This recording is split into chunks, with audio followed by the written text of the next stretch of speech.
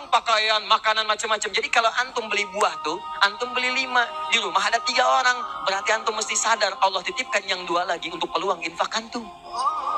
Bukan untuk antum habiskan semua.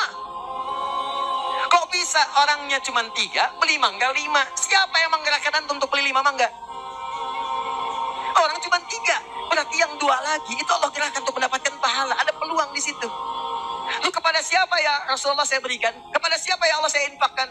Ini yang sering keliru. Kata Allah langsung turun. Fi sabilillah. Yang utama itu 5 dulu. 5. Kalau Anda temukan 5 ini, dia peluang infaknya sangat tinggi untuk diberikan. Siapa mereka ini?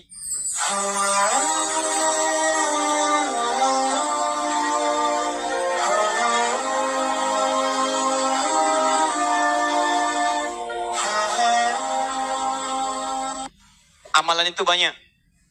Sholat, sedekah, infak, dan amal lainnya. Tapi persoalannya, waktu kita terbatas. Begitu mengerjakan, ada yang wafat. Begitu belum mengerjakan, ada juga yang meninggal. Sekarang kira-kira, yang pahalanya banyak saat dikerjakan, yang kalau itu didapatkan, dosa-dosa banyak dihapuskan. Jadi kalau yang tadi biasa ngapus satu ini langsung. Begitu dikerjakan, wah 1000 pahala datang, 1000 dosa gugur. Apa saja amalan itu? Kita mulai. 1. Semua amal kebaikan yang kita kerjakan, yang jadi amal saleh, bernilai hasanah, itu dalam fiqih disebut dengan sedekah namanya. Ya, saya kasih konsepnya dulu, supaya paham. Kullu ma'rufin sedekah. Setiap perbuatan baik itu namanya sedekah. Itu nama umumnya sedekah. Salat sedekah, zakat sedekah, infak sedekah. Bahkan bahasa Al-Quran disebut juga dengan sedekah. Contoh, zakat ketika disebutkan dalam Al-Quran namanya sedekah. Ya, Quran surah ke-9 ayat 103. Khudh min amwalihim sedekah. Ambil zakat dari harta mereka, tapi disebutnya dengan sedekah. Ya, dikeluarkan pada 8 golongan sedekah. Ayat ke-60-nya, innamas sedekatu lil fuqara. Infak sedekah. Buka Quran surah kedua, ayat 264, paling kiri sebelah bawah. Ya ayyuhalladzina amanu, la tubtilu sadaqatikum bil manni wal adha. Jangan kalian batalkan sedekah-sedekah kalian dengan perbuatan yang merusak. Apa contohnya? Kalladzi yunfiqu malahu riya'an nas, seperti orang infak yang riya. Jadi infak disebut dengan sedekah. Di semua perbuatan baik kita, salat kah, haji kah, umrah kah, puasa kah, semua namanya sedekah dalam fikih. Nah, sedekah ini kemudian oleh Nabi dibagi kepada 2 bagian. Ya. 1, ada sedekah yang saat dikerjakan itu pahalanya terus ngalir tuh. Terus mengalir. Bahkan dahsyatnya, maaf sekali, orangnya wafat. Itu pahalanya terus datang sampai dengan kiamat. Sepanjang di muka bumi ini belum kiamat, maka pahala akan terus datang, ngalir. Dalam bahasa Arab sesuatu yang mengalir disebut dengan jariyah. Maka muncul istilah sedekah jariyah.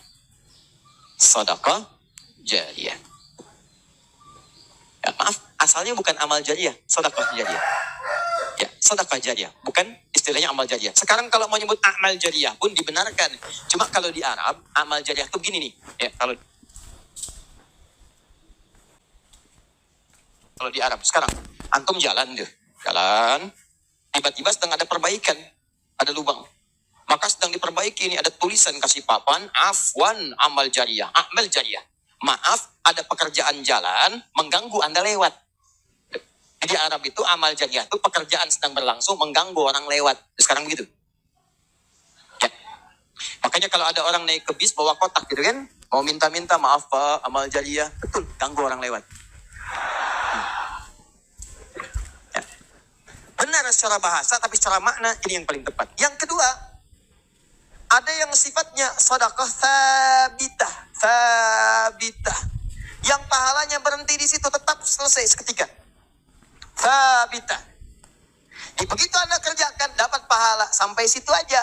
Begitu selesai pekerjaan, selesai pahalanya. Sabitah, tetap selesai di situ. Maka kalau kita ingin cerdas, kata para ulama, semua dosa-dosa kita ingin dihapuskan, ditutup, dihapus, maka Anda mesti keluarkan apa saja jenis-jenis sedekah jariyah itu. Supaya ketika selesai kita kerjakan, pahalanya tetap mengalir untuk menutup dosa-dosa kita. Maka kita akan fokus kepada amalan-amalan yang ini, yang saat dikerjakan, pahalanya terus mengalir. Tapi jangan lupa, hati-hati, yang ini pun dibagi dua lagi. Awas, pelan-pelan. Jadi kita sepakati, kita ambil yang ini satu, untuk malam ini. Yang kedua, yang ini pun dibagi dua lagi. Ada amalan sedekah tsabita, saat dikerjakan pahalanya datang saat itu. Tapi yang paling menarik, ada nilainya kecil, ada nilainya besar, banyak. Jadi kalau dikerjakan, ada yang nilainya cuma 10 aja. Tapi ketika Anda kerjakan yang kedua ini, ada yang 700, ada yang 70.000, ada yang 700.000, sekali dikerjakan. Sekarang kita akan keluarkan amalan apa saja yang saat dikerjakan itu pahalanya melewati batas yang standar ini. Jadi saat dikerjakan bukan 10 poinnya, tapi lebih daripada 10. Amalan apa saja itu pada sedekah tsabita, dan amalan apa saja yang jariyah yang kita bisa keluarkan dan menggugurkan dosa-dosa kita. Sepakat sampai sini? Baik. Satu. Kita langsung ke poinnya. Untuk yang sedekah tsabita, amalan standar yang tetap, yang biasa-biasa, contoh, misal, sholat, begitu dikerjakan sekali, dapat 10. Selesai sholatnya, selesai pahalanya. Jelas? Tapi beda ketika antum mengerjakan sholat berjamaah. Ya. Dia tsabita, tapi pahalanya berlipat. Tsabita, tapi pahalanya berlipat. Baik, saya mau tanya pada antum, sholat sendirian 10, sholat berjamaah berapa? 27. Maka kalau Anda ada ajakan berjamaah, sekalipun misalnya di tempat itu tidak ditemukan masjid, sedang di kantor, ada teman misalnya, alih-alih Anda sholat sendirian dan tidak bisa menemukan masjid, kenapa nggak ajak teman Anda untuk berjamaah, walaupun cuma 2 orang? Beda pahalanya teman-teman sekalian sampai 17, yang satu 10, yang satu 27. Karena sholat berjamaah itu hadisnya dibagi dua. Ada hadis yang mengajak ke masjid, ada hadis yang masjidnya nggak ada, cuman bisa berjamaah.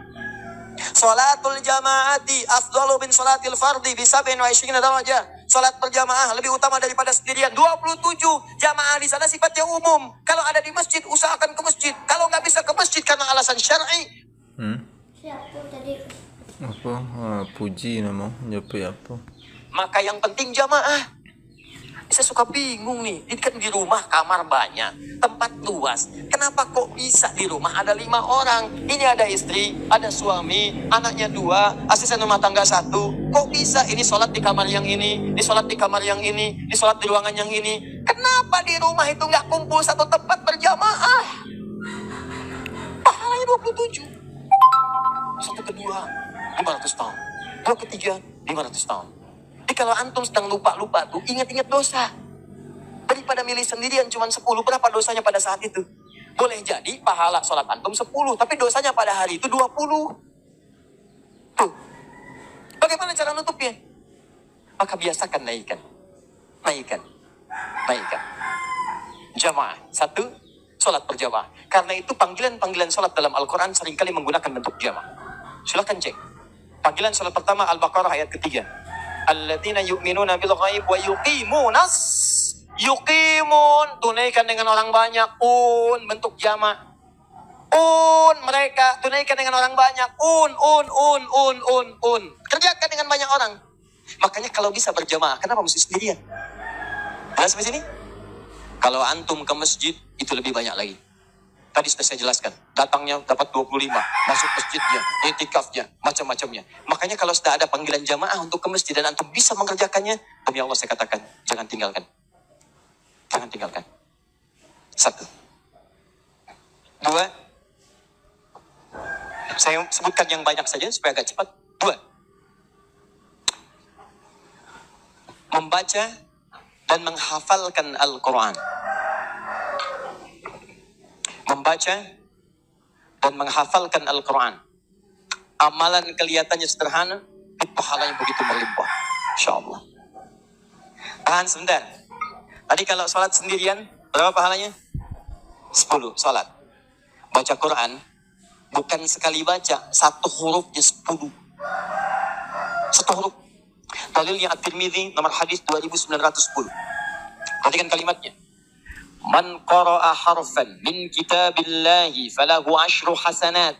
Siapa yang bisa membaca satu huruf saja dari kitabullah, dia mendapatkan padanannya 10 kebaikan. Nanti saya tuliskan rumusnya nih. Lihat baik-baik, ini nggak sembarangan dia, ini nggak sembarangan. Siapa yang baca satu huruf saja dari Al-Quran, dia akan mendapatkan 10 kebaikan setiap hurufnya. Walam aqul alif lam mim harfun. Saya tidak katakan tulisan alif lam mim itu satu huruf, bukan. Alif lam mim dibaca satu huruf, bukan. Walakin alifun harfun, lamun harfun, mimun harfun. Tapi setiap alifnya 10, lam 10, mim 10. Walikuli harfin asyru hasanat. Dan setiap antum bacakan satu hurufnya 10 kebaikan, 10 pahala. Jadi kalau saya bacakan alif lam mim, dapat berapa? Belum tentu. Belum tentu. Lihat sini, saya tunjukkan cara bacanya. Sebagian kita mengira itu kecil, tapi menurut Allah itu luar biasa. Perhatikan baik-baik. Lihat sini. Tahan. 1, 2, 3. Baca. Alif lam mim. Baca lagi, Pak. Bagus. Ada lagi yang bisa dengan tajwidnya yang lebih bagus? Siapa lagi? Boleh, silakan angkat tangan.